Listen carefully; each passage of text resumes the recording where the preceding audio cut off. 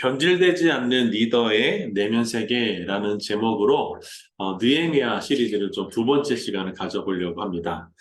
어, 요즘에 장안에서 정치권이 아님에도 불구하고 비정치권의 인물 중에 핫한 인물이 있습니다. 전 국가대표 그 펜싱 선수였던 남현희, 그리고 어, 전천조 맞나? 이름이 좀 헷갈리긴 하지만 하여튼 이분이 이제 둘이 이야기가 굉장히 화제가 되더라고요. 저는 뭔가 해서 봤는데 우리 상식으로는 이해할 수 없는 일들이 참 많이 벌어지더라고요. 이 남현희 선수의 상대, 그래서 결혼 배우자로 생각했던 사람이 실제로 법적으로는 여자고, 그리고 전 씨는 재벌 3세를 행세하면서 경호원도 뭐 6명에서 10명까지 대동하고, 그러면서 사기 피해자만 최소 15명이 넘는, 그래서 몇억 대 이상의 그런 일들이 벌어지고, 그래서 전 국민들에게 이게 납득이 가지 않는 그런 그 많은 혼란을 주고 있는 한 단면을 보게 됩니다. 물론 자세히 알고 싶지는 않고 별로 그게 납득되지 않는 혼란을 주고 있는 이들의 삶을 보면서 제가 떠올랐다는 단어는 그 성경의 말씀 중에 예레미야 17장 9절의 말씀, 만물보다 거짓되고 심히 부패된 것이 사람의 마음이다라는 그 말씀이 떠올랐습니다. 여러분, 사람의 마음이 이처럼 참 잘 부패되기 쉽고 또 거짓되고 그런 것 같다라는 생각을 해보게 됩니다. 여러분, 솔로몬은 하나님의 사랑을 많이 받았던 사람이었죠. 그리고 그만큼 지혜로운 사람이 없었고, 그리고 수많은 부와 영광을, 그리고 하나님의 성전을 지었던 그런 탁월한 하나님의 사람임에도 불구하고 그의 말년에는 마음이 변질되어서 하나님을 돌아서는 그런 일들도 성경에 기록되어 있습니다. 이 마음의 변질, 마음의 부패는 어제 오늘의 문제가 아니라 현재 진행형이라는 것들이 또한 우리에게 많은 시사점을 주고 있습니다. 성경에는 이 솔로몬이나 사울 왕이나 또 발람 선지자 같은 이 마음이 변질된 사람도 기록되고 있지만, 그러나 변질되지 않는 하나님의 신실한 사람들도 언급되고 있습니다. 요셉, 다니엘, 느헤미야, 바울, 뭐 사무엘 같은 이런 리더들은 변질되지 않는, 그래서 그들이 신앙의 낮음이나 아니면 높음에 상관없이 그런 신앙의 모습을 보여주었다라는 거죠. 제가 관심을 가지고 싶은 것은 어떻게 이들은 변질되지 않는 그 마음을 가지게 됐을까라는 것입니다. 오늘 우리가 지난 시간에 이어서 느헤미야를 원래는 조금 나가려고 했는데 계속 묵상하다 보니까 느헤미야 이 마음 어떻게 변질되지 않았는가를 조금 더 생각해 보게 되었습니다. 느헤미야가 있는 장소는 수상궁으로서 예루살렘에서 1000km나 떨어져 있는 곳이었습니다. 느헤미야는 이미 고위 관리였고 그가 누리고 있는 안락함, 편함, 그리고 안정된 삶을 가지고 있었던 것이 바로 느헤미야였죠. 그러면서 제가 이 느헤미야를 묵상할수록 떠오르는 세 가지 질문이 있었습니다. 첫째는 1장 3절과 이 4절에 나왔던 말씀처럼 이 조국, 그 예루살렘이 불타고 황당한, 또 그 다음에 굉장히 억압과 이런 암담한 환경 속에서, 그리고 그 바벨론, 이 거대 제국, 페르시아 이 거대 제국 속에 여전히 지배받고 있는 이 암울한 조국의 그 현실에서 느헤미야는 우울해하지 않았다라는 생각을 해보게 됩니다.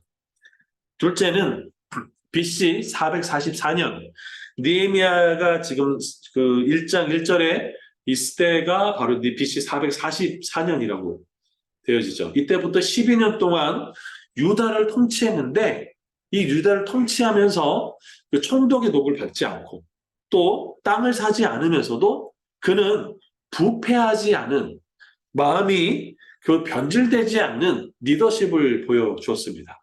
그것이 어떻게 가능했을까? 그리고 세 번째는 성벽을 52일 만에 완공을 했지만 수많은 대적들의 방해, 거기에 나가서 이스라엘 역사 속에 아주 고질병처럼 끊어지지 않는 것이 이방인들과 결혼 문제였죠. 그리고 이때 느헤미야와 에스라 당시의 상황에서도 똑같이 이 이방 여인들과의 결혼 문제가 있었습니다. 근데 그것을 딱 끊어냈고, 그래서 이스라엘 역사 속에 이방 여인들과 이방 사람들과의 결혼 문제가 끊어지면서 이들이 가지고 왔던 우상 숭배가 끊어지는 일들이 바로 에스라 느헤미야 시대 때 일어나거든요. 그럼 어떻게 이렇게 이 느헤미야는 탁월한 그 영적인 리더십까지 보여줄 수 있었을까? 그 승리의 비결이 뭘까? 그러면서 제가 궁금한 것은 느헤미야를 느헤미야가 되게 했던 그 내면 세계가 궁금했던 것입니다. 여러분은 궁금하십니까? 저는 그 리더의 내면이 뭘까라는 것이 되게 궁금해졌습니다. 왜냐하면 변질되지 않는 신앙, 처음과 끝이 동일한 신앙은 오늘날 우리에게 정말 필요한 신앙이라고 생각하기 때문에 그렇습니다. 여러분, 코로나 시대, 우리가 불과 작년이었죠. 그 코로나 시대에 많은 사람들의 감정은 뭐였을까요? 색깔로 따지면 블루였습니다. 우울하다라는 거죠. 여러분, 여행이 다니지 못하게 됐고, 집합도 금지됐고, 경제는 마비됐고, 집 밖으로 나가려 하는 사람도 없었고, 많은 교회에서는 교회 출석도 못하는, 그래서 기도도 못하는, 예배도 드리지 못하는 그런 시간들을 우리는 통과했습니다. 그러면서 많은 사람들이 코로나로 죽어가는 것을 보았고, 심지어 장례를 치르면서도 많은 사람들에게 함께 장례를 치르지 못하는 말 그대로 우울한 날들을 보냈습니다. 여러분, 우울증 아시죠? 여러분, 우울증이란 제가 찾아보니까 우울한 기분에 빠져서 의욕을 상실한 채 무능, 고립, 허무, 심지어 자살 충동까지 사로잡히는 정신적 장애. 그래서 정확한 용어로는 우울증이 아니라 우울장애라고 한다고 합니다. 그래서 어떤 단순히 우울을 느끼는 기분이나 어떤 그런 것이 아니라 자신의 기분 상태를 조절할 수 없는 상황이 바로 우울장애라고 합니다. 성인 10명 중 1명이 일생에 한 번 이상 걸리는 것이 우울장애라고 합니다.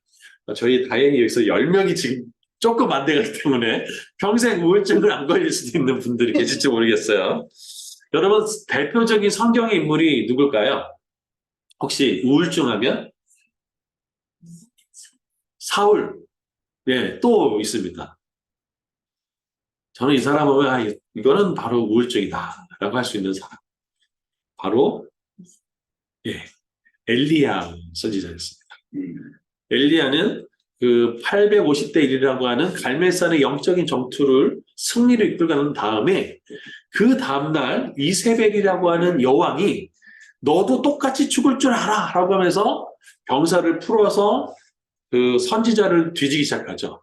그러면서 무조건 선지자라면 다 죽였습니다. 그러자 점점 자신에게 칼날이 오는 것을 알고 이 엘리야 선지자는 도망갔죠. 그리고 그 누웠던 곳이 노뎀나무였습니다. 그때 엘리야가 뭐라고 했냐면 나는 조상보다 낫지 않으니까 이 자리가 넉넉하오니 나를 죽여달라 라고 고백했던 사람이 엘리야 선지자였죠. 정말 죽고 싶었을 겁니다. 변하지 않는 현실, 여전히 우상 숭배하고 하나님의 불이 떨어졌던 그 제단도 여전히 그 제단이 제일 먼저 흘리는, 그리고 나 때문에 애꿎은 선지자들이 죽었고 거기에 아빠와 남편을 잃은 선지자의 가정들도 있을 때 여러분 정말 죽고 싶겠죠. 여러분, 그래서 그런 엘리야를 일으켰던 하나님의 그 방법들, 그리고 느헤미야도 사실 별반 다르지 않는 상황이라는 생각이 들어요. 왜냐하면 1장 3절에 보면, 3절과 4절에 보면 이 느헤미야가 이 예루살렘 형편을 물었을 때 이렇게 나오죠.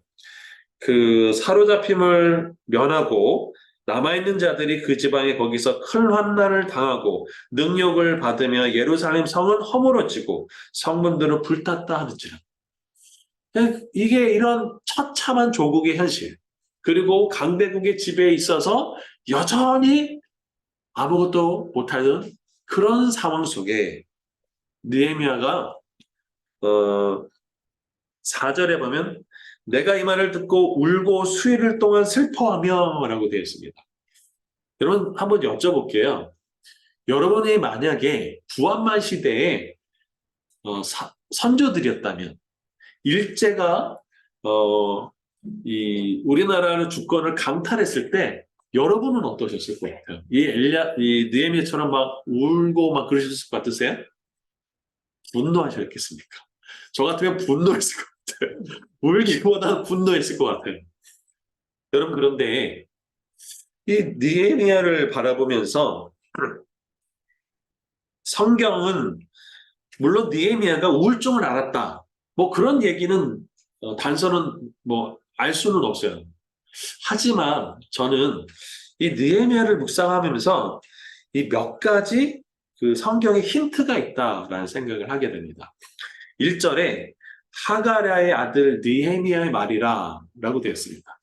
여기서 하가랴 이것은 느헤미야 아버지의 뜻인데 하나님께서 막으셨다라는 뜻입니다. 여러분 아버지의 손에 느헤미야가 자랐을 때 정말 하는 것마다 막히는 일들이 벌어지는 거예요. 그럼 좌절과 또 절망과 낙담과 또 여러 가지 상황들이 있을 거라는 것을 유추해 볼 수가 있는 것이죠. 느헤미야의 뜻은 하나님께서 위로하시다, 회복하시다라는 의미를 갖고 있으니까 정반대의 의미를 가지고 있는 것들을 알 수가 있는 것이죠. 여러분 그런데 저는 그런 생각을 해봅니다.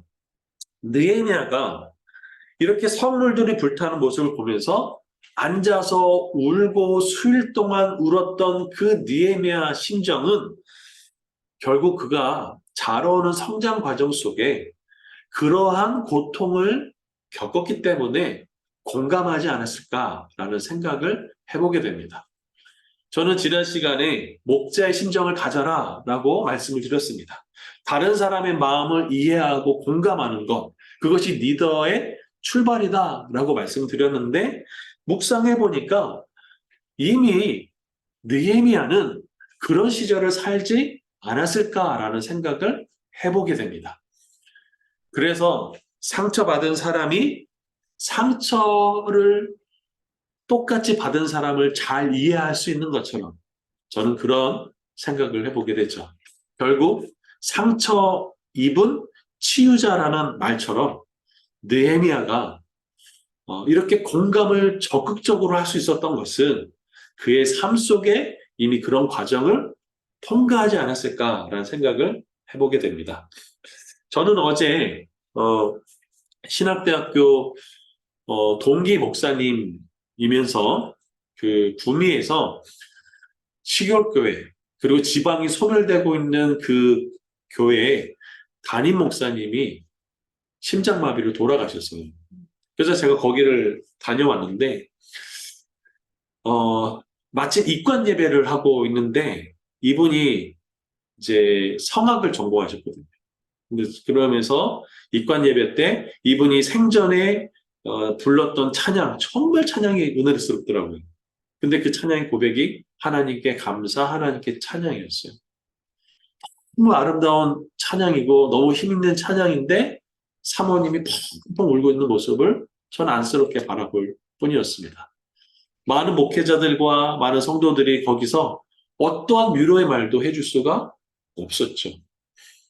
근데 그 목사님, 그 예배를 인도하는 목사님이 옛날에 자기가 어떤 장례를 치렀을 때 이 사모님과 비슷한 처지에 있는 한 사모님을 향해서 한 전도사님이 오셔서 툭툭 치면 한마디를 얘기했어요.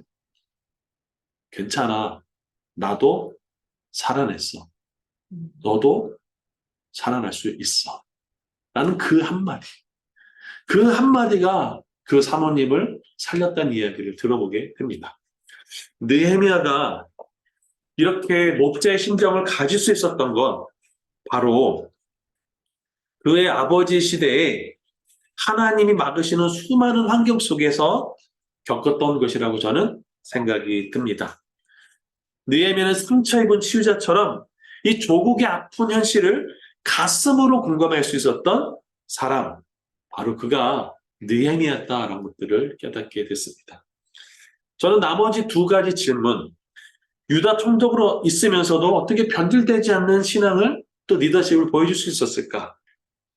또 둘째는 수많은 대적들에도 불구하고 또 역사적으로 정말 고질병인 이 우상숭배를 끊어낸 어떻게 그렇게 될 수 있었을까라는 그것들을 살펴보면서 이 두 가지 질문에 공통적인 해답이 있었는데 그것을 1장 6절 그리고 2장 20절을 통해서 알아보도록 하겠습니다. 1장 6절을 한번 읽어볼까요? 시작! 이제 종이 주의 종들인 이스라엘 자손을 위하여 주야로 기도하오면 우리 이스라엘 자손이 주께 번제한 제사를 자복하오니 주는 귀를 기울이시며 눈을 여사 종의 기도를 들으시옵소서. 나와 내 아버지의 집이 번제하여. 느헤미야 2장 20절은 제가 읽겠습니다. 내가 그들에게 대답하여 이르되 하늘의 하나님이 우리를 형통하게 하시리니 그의 종들인 우리가 일어나 건축하려니와 라고 되어 있습니다. 저는 여기서 변질되지 않은 리더십의 핵심 그리고 탁월한 리더십의 핵심이 바로 종의 자세라고 생각합니다. 바로 청지기라고 얘기할 수 있죠. 여러분 똑같은 비슷한 상황을 두고 사람들은 느헤미야처럼 반응하지는 않습니다. 여러분 에스라서 4장 3절을 보면 바로 느헤미야 성벽을 세워지기 전에 약 92년 전인 536년에 수룹바벨을 건축할 당시에 주변에 있는 사람들이 와가지고 너희 이거 성전 같이 건축하자라고 했을 때 이 에스라 4장 3절에서는 이렇게 얘기합니다. 에스라 4장 3절 같이 한번 읽어볼까요? 시작! 에스라와 기타 이스라엘 사람들이 우리의 하나님 성전을 건축하는데 너희는 우리와 상관이 없느니라. 바사왕 고레스가 우리에게 명령하신 대로 우리가 이스라엘 하나님 여호와를 위하여 홀로 건축하리라 하였더니 여기에 반복되는 단어가 있죠. 우리가. 여러분 아까 느헤미야 2장 20절에는 주어가 좀 달라요. 그의 종들인 우리가예요.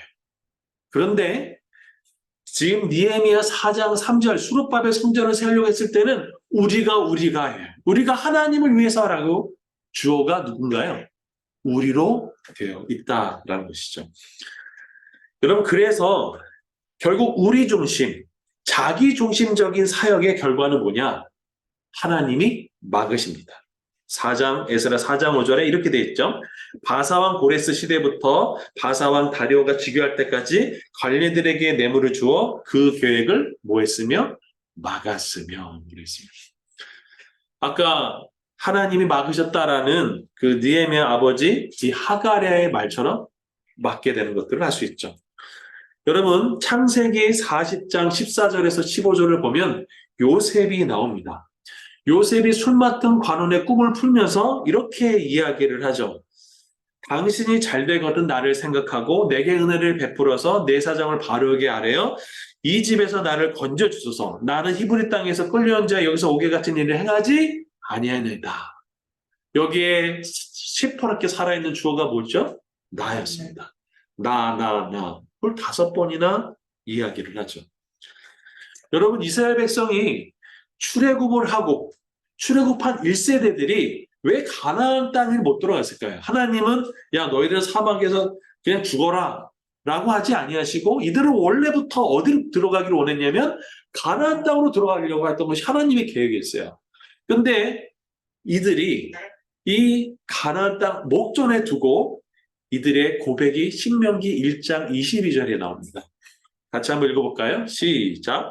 너희가 다 내 앞으로 나와 말하기를 우리가 사람을 우리보다 먼저 보내어 우리를 위하여 그 땅을 찾아하고 어느 길로 올라가야 할 것과 어느 성으로 들어갈 것을 우리에게 알리게 하자 하기에. 동일한 단어가 뭐죠?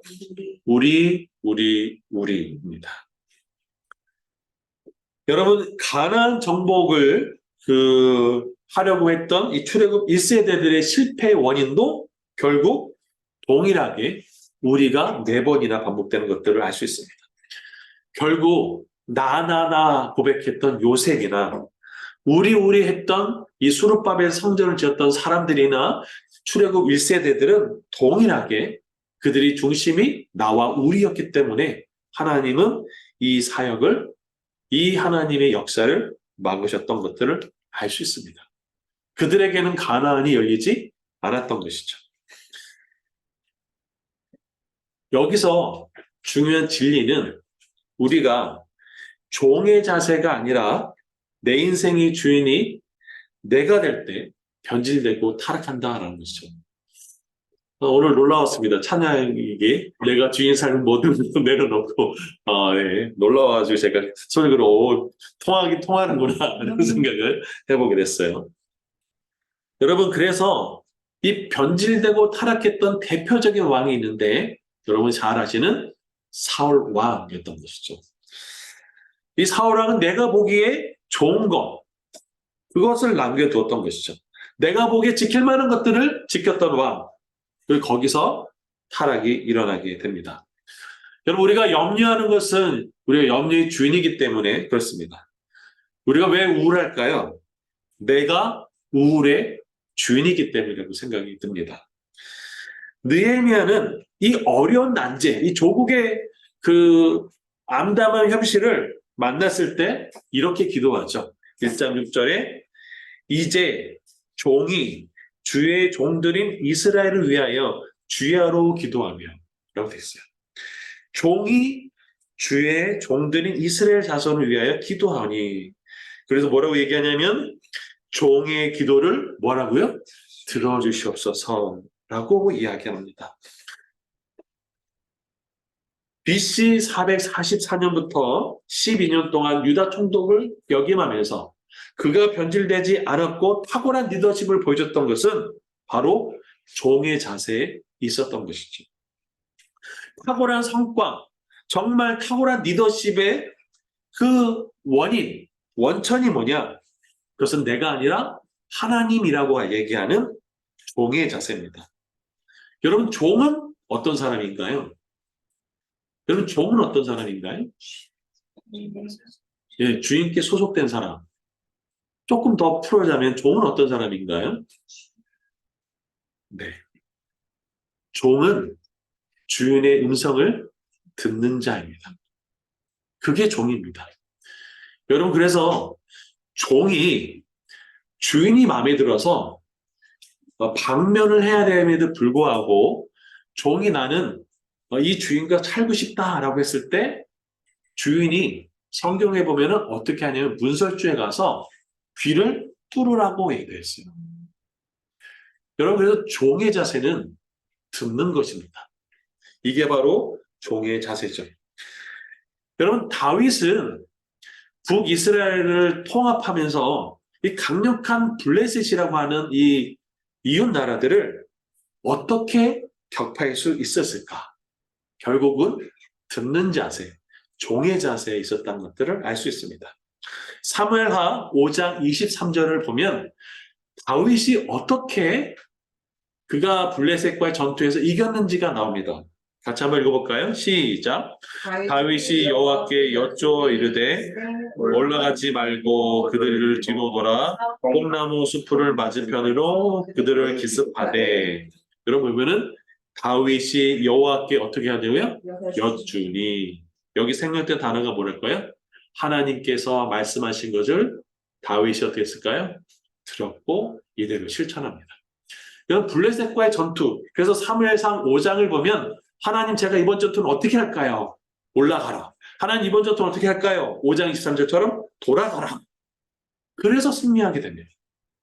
여러분, 우리가 하나님의 그 사역을 감당하는 또 탁월한 하나님의 사역을 이루는 것은 종의 자세, 듣는 자세에 있다라는 것들을 알 수 있습니다. 제가 오늘 아침에 어느 한 장로님을 만났습니다. 이 교회가 문제가 하나 생겼어요. 어떤 문제냐면 성도들이 막 늘어나는데 주차는 할 공간이 좁고 그러면서 지금 1층으로 되어 있는 이 본당을 이걸 어떻게 해야 되냐 하는 게 이 장로님들의 숙제인 거예요. 근데 이 장로님은 건축가세요. 근데 이 교회 처음에 제시했을 때 그렇게 설계하지 않고 다르게 주차 공간을 충분히 마련했는데 공사비 문제로 그냥 1층만 해놨어요. 그런데 한 몇 년 앞들을 못 보고 결국 지금 이 주차장에 문제가 생겨가지고 힘드니까 이 장로님이 이제 그땐 집사님이었는데 장로님에 대해서 아니 왜 내가 얘기했던 그 설계대로 하지 않았냐라고 따져 물었더니 너무 건축비가 비쌀 것 같아서 그랬다 그랬더니 그럼 나한테 다시 물어보기라도 할 걸 이러고 얘기를 하는 거예요. 저는 여기서 중요한 힌트를 얻었습니다. 주님께 물어보기라도 할 걸. 우리 옆에 있는 분에게 이야기해 주실 거예요? 주님께 주님께 물어보기라도 할 걸. 물어보기라도 할 걸. 아멘. 아멘. 여러분 물어보십시오. 이게 종이 물어볼 때 우리가 하나님께 들을 수 있다라는 것입니다. 말씀을 좀 정리하겠습니다. 느헤미야의 내면세계의 특징이 뭘까? 변절되지 않는 그 리더십 뿐만 아니라 그 탁월한 영적인 성과를 거뒀던 그 느헤미야의 리더십의 원천은 결국 종의 자세, 하나님의 말씀을 듣는 자세에 있었던 거죠. 요즘 유기성 목사님이 말씀하시는 나는 죽고 예수로 사는 것. 다른 말로 청지기, 다른 말로 주의를 바꾸는 삶, 다른 말로 하나님의 지배를 받는 성령 충만한 삶. 이것이 바로 종의 자세인 것이요. 하나님의 사용했던 느헤미야, 다윗, 요셉, 다니엘 같은 변질되지 않은 리더십을 가졌던 사람들의 공통점은 바로 종의 자세에 있었던 것이죠. 여러분, 좋은 종은 주의 음성을 듣고 순종하는 종입니다. 내가 살아있을 때, 우리가 살아있을 때 부패하고 변질됩니다. 그리고 가나안에 들어갈 수 없게 되고 막히게 되는 것이죠. 여러분, 탁월한 성과를 얻기를 원하십니까? 그렇다면 종이 되십시오.